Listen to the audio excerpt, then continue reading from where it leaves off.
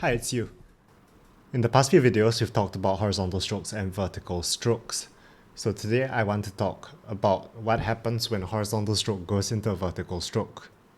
We call that a bend. And I say bend here because I see a lot of people, when they write this stroke, they kind of just curve down. And that's wrong. It is a joining of the two separate strokes. You write the first stroke, you stop, and then you write the second stroke without lifting your writing instrument. On a bigger scale, this is what you're doing. So you make most of the first stroke, but when you're about to close it up, instead you make the starting of the second stroke, and then you go down. So there is a very clear stop in the middle here.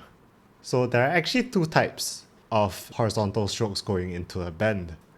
And the first is a tall one, and the second is a short one. So in the short one, you realize the vertical part actually curves slightly inwards, whereas in the tall one, the vertical part remains vertical.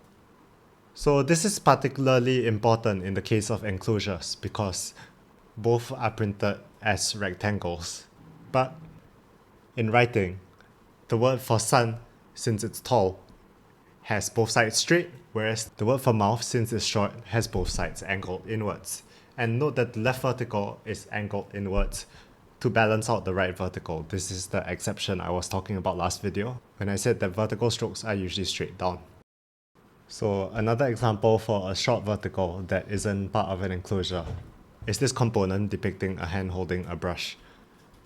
Again, as you can see, it's curved slightly inwards because it is a short stroke, and also it is spaced about the same as you would a horizontal stroke. So back to the tall stroke. When you have a tall enclosure, I want you to pay attention to the length of the left and right strokes.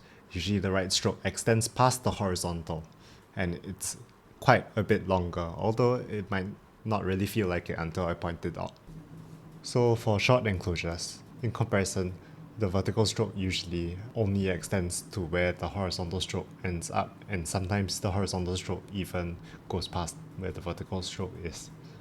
And these two shapes and the difference between them are important when you're writing, because take a character like this one, meaning the past, and note that there are two enclosures here, and the first one is short and the second one is tall, and this helps give the character its form. And form is a very important thing when you're writing Chinese characters.